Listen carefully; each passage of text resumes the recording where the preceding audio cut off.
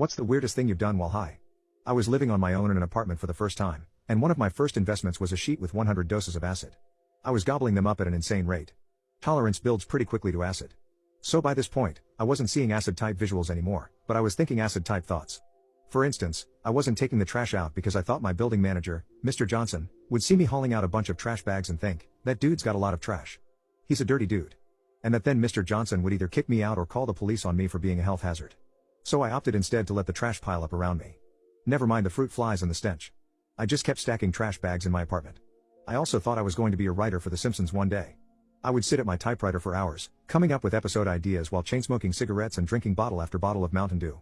In my altered state of mind, I was convinced the staff of The Simpsons would soon recognize my talent and recruit me to join their team. Anyway, it all came to a head about 2 months into my heavy acid use. In about 8 weeks, I had eaten about 80 tabs of acid. I was feeling pretty fried. My apartment was literally overflowing with garbage at this point. Rotting food, dirty clothes, takeout containers, you name it, it was there. The floor was no longer visible beneath all the waste. One day, I was trying to make myself some pancakes for breakfast. This was a difficult task given the state of my kitchen. I managed to find a frying pan buried deep beneath a pile of magazines and other debris. And somehow, I located the pancake mix and a bowl and spoon. As I began mixing up the batter, I realized I didn't have any clean plates left to cook the pancakes on. Every dish I owned was stacked up in my overflowing sink. Cockroaches were crawling all over the dishes, but I figured that was okay. So I grabbed a plate from the sink. It still had remnants of old pasta sauce on it and started attempting to wipe it cleanish with a dirty rag. In my impaired state, I thought this filthy plate would work just fine for my pancakes.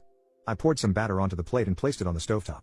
I stood there zoning out at the batter, transfixed by the bubbles forming on its surface. FBI agents, what incident traumatized you for the rest of your life? I've been involved in a lot of disturbing FBI raids before, but when my boss offered me $1 million to explore a religious cult, there was no way I could turn down the offer. I never could have guessed it would be the last time I'd ever see my co-workers again.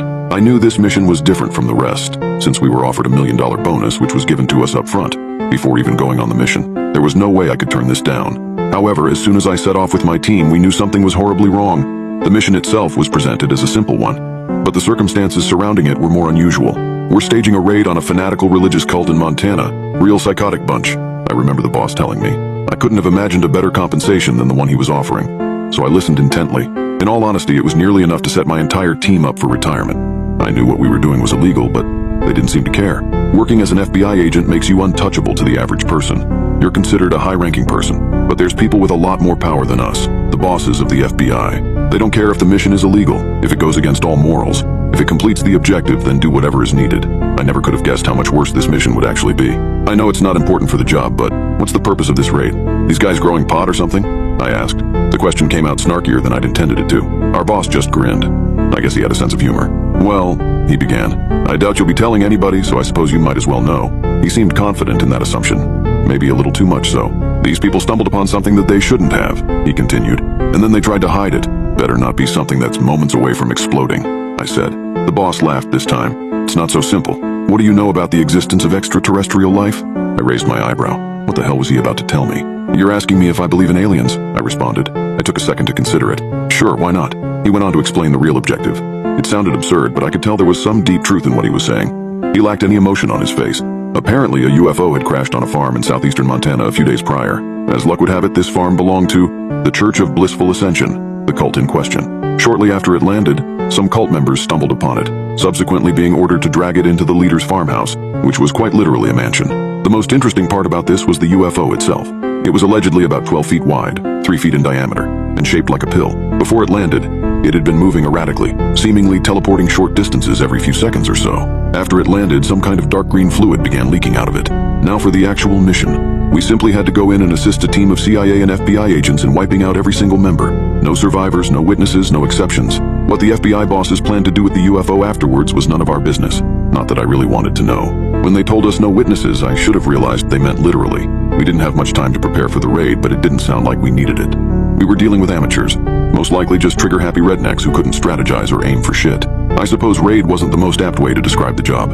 It seemed more like a slaughter than anything else. My team of 6 met up with the military team at a small underground complex used by the FBI for clandestine operations located about 30 minutes away from the farm. There, we geared up, went over tactics, and were told to repeat the objective at hand. No witnesses, no survivors. After all that was said and done, we piled into a SWAT truck and drove off. We suited up in black tactical gear provided by our bosses themselves. This part was a bit odd to me. We had our own gear, stuff we'd been using for the longest time. Both sets were nearly identical, but the agent still insisted that we use theirs. The atmosphere in the truck was also disconcerting. Maybe it was just in my head, but everybody seemed so stiff. The agents clutched their rifles with iron grips while staring blankly ahead. My team tried talking amongst ourselves, but every word just felt awkward. I just chalked it up to nerves, which didn't make any sense because I'd never felt nerves like that before. I think they knew something I didn't. After what felt like hours, we finally arrived, stopping some odd yards away from the farmhouse in order to remain undetected. We piled out, got into formation, and began. I was assigned the furthest flank position, so I stayed back as everybody else moved ahead. The closest people in front of me were one of my guys and an agent. It didn't take long for the strangeness to amplify. I noticed that the agent was gradually moving slower and slower. Eventually I caught up to him. Well, it was more like I was forced to catch up. If I'd been moving any slower, I would have stopped. What is the biggest mistake you've ever made? I betrayed my husband. 3 months ago, I was out on a business trip for 3 days.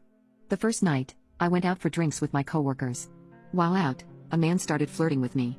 I guess at the time I liked the attention. My husband had always been loving and supportive. He's handsome, in incredible shape, and he constantly compliments me, so I don't know why I felt so gratified by this random guy, but I did. After way too many drinks, I went with him to his apartment and we did the deed. Immediately afterwards, I realized what I had done and left. I cut my work trip short, saying I felt ill and headed home. I immediately confessed to my husband. I told him everything, and offered to answer all his questions. He just said he needed to go for a walk, and when he came back, he just asked me if I liked it. I was honest with him. I told him I didn't. It wasn't fun, it was fodder intimacy with a man that clearly didn't care if I enjoyed it or not. This guy was nowhere near as good as my husband was, and I told him this. He just stood there looking at me, and told me he needed to go out for a bit to think and left again. He was gone for a couple of hours and finally stumbled back through the front door really inebriated. It was I can barely speak kinda drunk. That became a common occurrence since the incident. He's gone from drinking maybe 3 times a month at the most, to drinking every night. And it's not just drinking, but getting blackout drunk and passing out either in our backyard or on the couch. He started smoking cigarettes again, even after he quit 2 years ago. He's been blowing off our friends when they invite him out to events. He just goes to work, comes home, drinks and smokes, then passes out. He hasn't gone to the gym since I told him my secret. He used to go 5 times a week. He barely eats anything. Whenever I try to talk to him, he just responds with short answers or mumbles. When we had our first marriage counseling sessions, he barely spoke. The counselor tried to get something out of him, but he just gave the same short answers. I've offered everything I can think of to make things right. I've been doing the things he always did for me. I made him coffee each morning, told him he's handsome, and offered to do errands for him. But he didn't seem to care anymore. He was just a shell of his former self. I'm really scared I've done something irreparable. I haven't seen him smile this entire time. 2 months ago, he came back from whatever pub he had been drinking at with a bloody nose and a black eye. I was horrified and tried to find out what happened. He just told me to screw off. He started telling me I might as well go find that guy I cheated with so I can be happy. I tried telling him I've always been happy with him, but he threw it back in my face asking why I cheated. I didn't have an answer. I've spent these months racking my brain but I can't think of a single reason why I did it. He wasn't better looking, nicer, in better shape, more attentive or anything. It was just a mistake I made after having too much to drink. I don't know what to do. It feels like there's nothing left in this marriage. In a last-ditch effort, I told his best friend what had happened. I asked her to come over 2 nights ago, so that I could explain the situation. She, rightfully, exploded in my face, calling me horrible names and asked when my husband was. I told her he was at the pub, and she stormed out without saying another word. They came back home 20 minutes later, and she told me to pack some bags because I needed to stay with my parents. I tried to argue, but my husband told me to leave. I told my parents as well. They were confused as to why I was showing up at their house at 8 p.m. with 3 bags full of clothes. I told them I just needed a place to stay, and they didn't question it. I sent my husband a text that night saying I loved him, and that I would do anything to get his trust back. Last month, I called his best friend to see if she's made any progress with his drinking.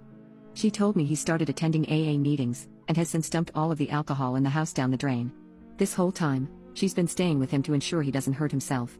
At some point, my parents found out about what I had done, and they were furious.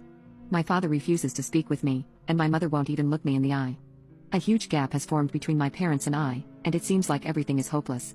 Every time my phone vibrates, I have a small panic attack. I'm terrified. Oh, wait. Say that again? I robbed and she ate my cum like this old lady, bro. Alright, go ahead. What's your craziest confession? Go ahead. Alright, so listen. So this is what happened. It's me and my cousin, right? There's this old lady called Donna. And she lived in the neighborhood. What she would do is give free cookies out to the children, right? And one day she wasn't home. and we went inside her crib. It was open. Like Yeah. she probably has dementia or something. She probably left the door open or something. I don't know. And me and my cousin went inside, bro. We were basically doing like I'm on a cracker type shit on the cookie, and we was just drizzling all over that, and then basically making a honey bun. And like when she came back home, she was giving free cookies, bro. The children ate it, even the old lady ate it, bro. It's kind of crazy. So you nutted on them shits? Yeah, and like the kids in the neighborhood, even like a 5-year-old was eating that, bro. Bro, what the fuck is wrong with you, bro? Bro, you I had good? to, bro. I'm good, bro. I had to. Did you taste test? Fuck no, the fuck. Nah, my cousin did though. Alright, bro. Alright, gang. You gotta go, my nigga. Like, what the fuck, bro? Taste test? My homeless parents expected me to let them into my house after they abused me for 18 years. I was an only child and pretty much an accidental pregnancy from what relatives have told me, as my parents claimed that they were going to be child-free when they married. They both worked and had their own business that they started together. I was always second to their pesky business. Any other close members of family like my grandparents lived states away and I barely knew anything about them until I was an adult, so I had no other family around my entire childhood. I was practically raised by TV and my school teachers. My own birthdays, by the time I became a teenager, were often spent without my parents as they just give me some money and tell me to go out and buy whatever I wanted. It was more or less the same with Christmas and birthdays. I would receive nothing. Not long after high school ended, my parents told me to pack up and move out. They got an official eviction notice that gave me 30 days to leave. They didn't even help me move. I had to get help from a friend's dad who owns a truck. I ended up renting a crappy apartment and working retail. I had no real life experience and no time for college. Then after just a few months I got fired because my manager legitimately had it out for me and wrote me up for the stupidest things. I was terrible at managing my own money and couldn't find steady employment, so I lost my apartment. I went back to my parents begging for help, but they refused to take me in, not even for a little while, to get back on my feet. I ended up homeless and living out of a tent in someone's backyard in winter. My friends had all moved on to college, some in other states, and I was a broke kid, taking whatever work I could to stay alive. My salvation came when one of the neighbors of my parents found out I was living out of a tent and offered to take me in for a little while so I wouldn't freeze. She helped me badger my parents into telling me how to get in touch with the other members of my estranged family. My parents did not want to say, I guess out of fear of being judged for throwing their son out the way they did, but they coughed up the info and gave me a list of contact details and then told me not to bother them ever again. I called my grandparents from my father's side of the family and they were very surprised and happy to hear from me because they hadn't seen me since I was an infant and I'm their only grandchild. My grandparents, after finding out my situation, flew me over to live with them as soon as they could. They basically adopted me. My parents didn't even see me off at the airport. Despite being invited to, I had zero contact with them for pretty much a decade. My grandparents said they despised my parents for treating me so poorly and legally disowned them by striking them from their wills. After about a year of living with my grandparents, I was able to afford to start going to community college. I got an associate's degree, got a decent job thanks to a recommendation from my grandpa, and eventually my grandparents offered to sell me their house so they could retire to Arizona. My grandma wanted to live in a warmer climate as the cold winter was getting harder and harder on her health every year. I was sad to see them go, but I happily bought the house. They sold it to me for 1/3 its value, and I'll have it paid off in a few more years. I often find myself far away from my home due to the long commute to my job. Normally this wasn't an issue, but recently, I found something horrifying in my driveway. I came home after being away for over 2 weeks, only to find a large white van I did not recognize in my driveway. I was getting ready to call police when I noticed it. The van had the logo for my parents' business on the side of it. Somehow, some way, they'd broken in somehow and were living out of my home, and they had the nerve to greet me like we were buddy-buddy. The moment I walked in, I told them to get the hell out, and they refused because it was Grandma and Grandpa's house. I said it wasn't their house anymore. They'd sold it to me when they retired. They'd have known that if they were in any way involved with my life. But they threw me to the wolves 10 years prior with no life experience. We argued and they refused to leave. My father told me it was his parents' house first, and that meant he and my mother had the right to live there if they wanted. I walked right into my bedroom, locked the door and called the police. When the cops showed up, they were of no help. I have a confession to make. Over lockdown, I think we all did some pretty effed up shit, but you're gonna seriously lose faith in humankind after hearing this. I was in my bedroom, and I was having a wank and decided I wanted to try and use lube to make it feel nicer, but this was at about 1 in the morning, so I couldn't leave my room to get anything in case I woke up my parents. But I remembered that I had dinner in my room and had extra spicy salsa. We had tacos, and I like spicy stuff, so I brought a bottle of salsa up to my room. I think you know where this is going. I slathered that salsa all over my hands, and about 5 squirts and 5 minutes later, I was crying and sweating as I did it, 'cause that she burned like you wouldn't believe. Eventually, I finished, and a F-ton came out since I had been building it up for about an hour. I then wondered what the salsa would taste like mixed with my nut. So I got some nut on my hand and poured some salsa on and then ate it. Then I realized my dingling was still covered in salsa, sweat, and nut, so I wiped it all off and ate all of it. The next day, I did the same thing with mayo and mustard. It tasted pretty good, so I decided that if I could make more of it, and sell it, then I could make a fortune. Every single day I wanked with different sauces to see which ones tasted the best.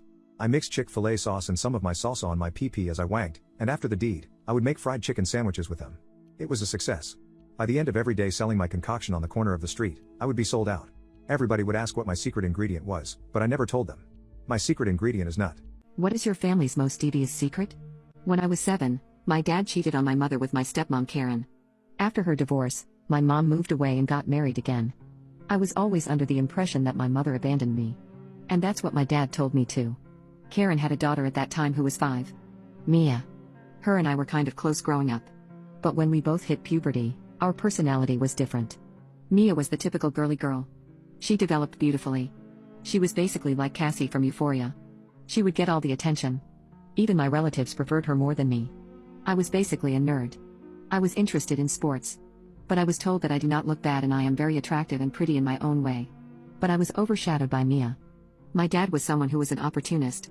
Whenever he would see an opportunity for him to shine, he would take it, even if it meant sidelining his own daughter. He saw that Mia got more attention than me, so he invested everything in her. I was kind of jealous, but I wasn't really that bothered because I believed if I did something good, I would be appreciated. So I studied hard and got into a prestigious university. That was the only time my father threw a party for me because I was the first in the family to do it. But Mia was jealous of it. So anyways, during my last year of high school, I started dating Tim. He proposed to me when we were sophomores in college. But we decided to wait till our graduation. So one day during our semester break, I went to his home and I saw the inconceivable. He was banging Mia. I was shocked, to say the least. I remember I was crying and screaming at him. I could never forget the smirk on Mia's face. That's when I knew Mia was a B word. So my dad and stepmom knew about it. And guess what? My dad told me, get over it and forgive them. Tim fell out of love with you. So what? He fell in love with your sister. You should give them your blessing instead of being petty, I shouted back. Of course you will say that because you cheated on mom. Big mistake. My dad and I had a screaming match. He told me he would disown me if I don't accept them and come to their wedding. I stormed off and I cried for days. That's when I realized something. I was alone. My dad didn't care if I was dead or alive. I started therapy after a friend of mine pushed me to it. It did help a bit. But in my mind I wanted some revenge. I wanted to be petty and make her regret it. I started thinking about what I could do. My initial plan was to wear white on her wedding day. But then I ran into Mia's ex, Jay. Him and Mia have been one of those couples who were on again, off again. Mia exploited Jay a lot. The last time they broke up was when Jay caught Mia flirting with one of his friends. But there was a lot of history. So when Jay learned about Mia and Tim, he was a little angry. He kept saying he wishes he could just take revenge on all the times Mia has done him wrong. So I had another plan. I knew Mia still had feelings for Jay, so I asked him to be my +1 at her wedding. It would piss her off.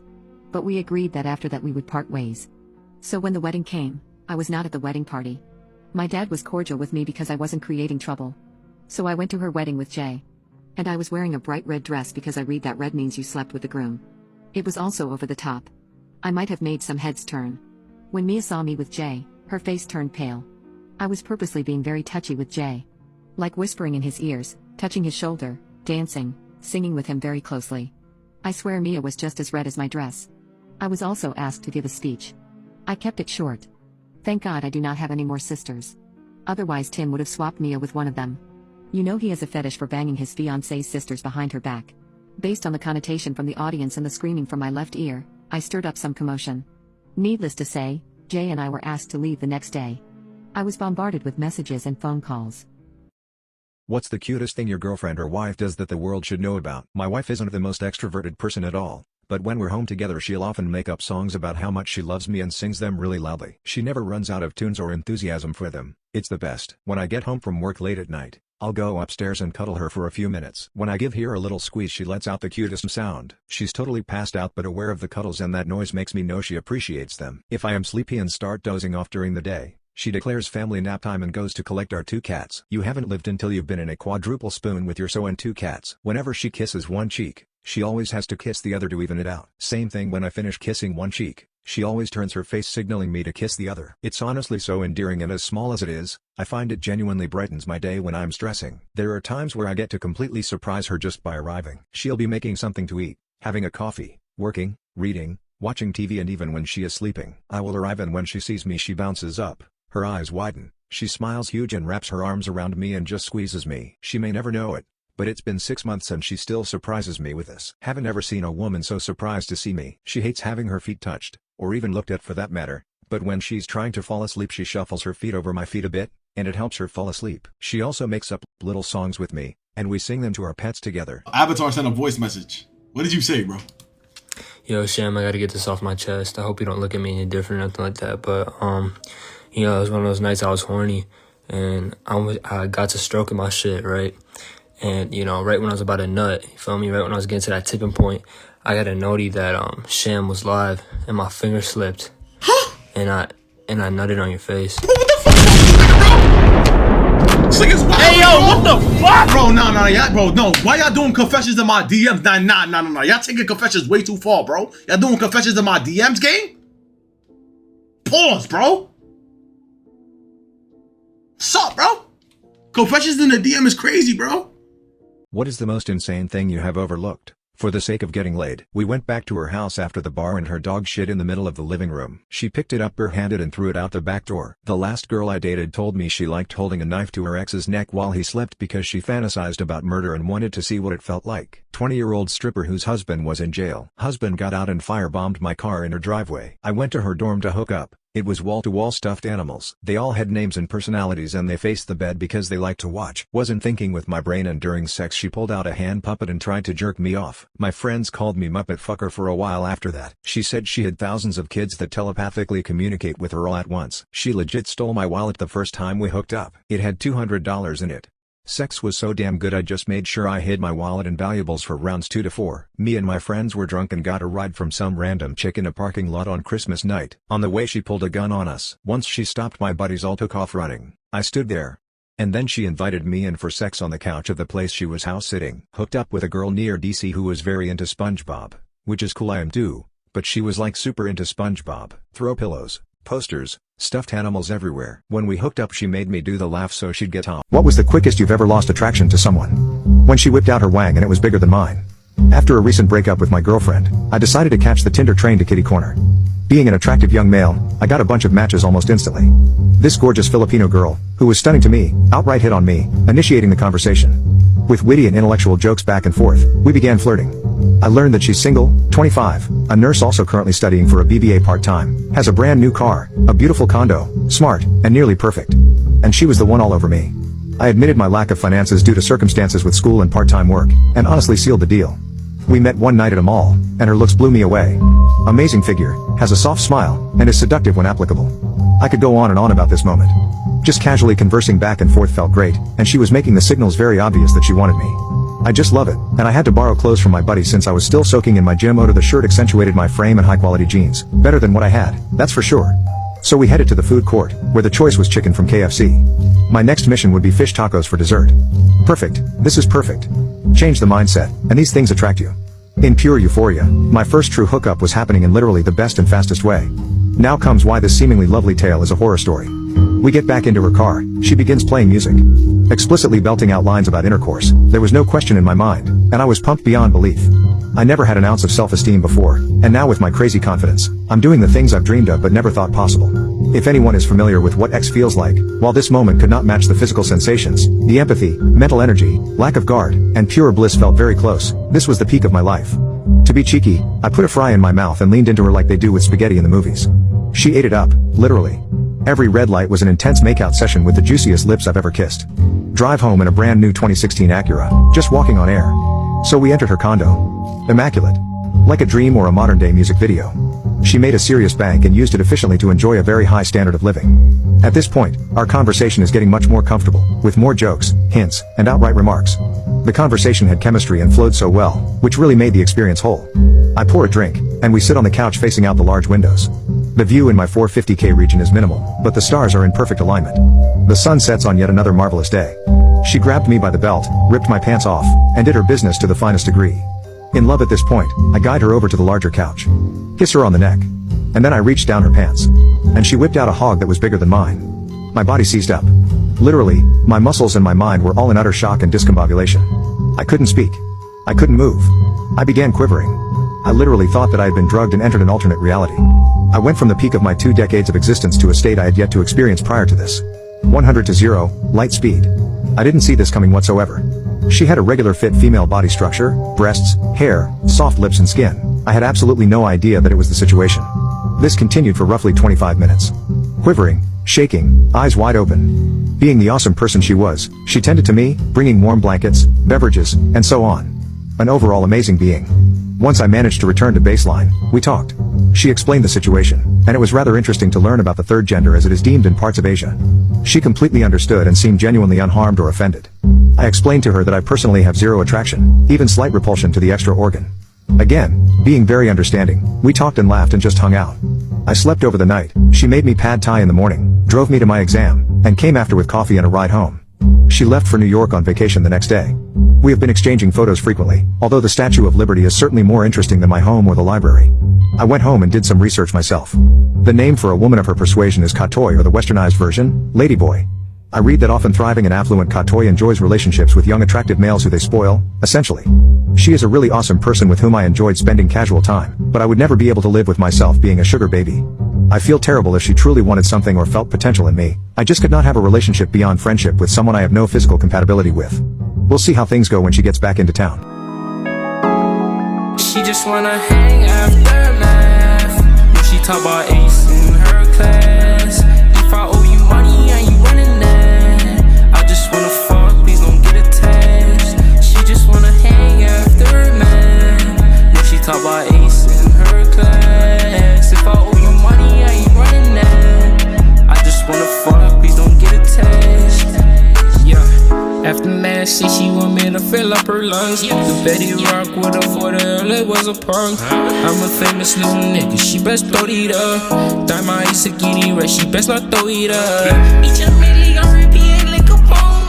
I ain't got no best for you, baby, girl, lean on. She know I got the pink, so she was stuck on my phone. Now she treated like a dog, cause she keep best for the bone. She just wanna hang after man. When she talk about ace in her class. If I owe you money, I ain't running that. I just wanna fuck, please don't get attached. She just wanna hang after man. No, she talk about ace in her class. If I owe you money, I ain't running that. I just wanna fuck, please don't get attached.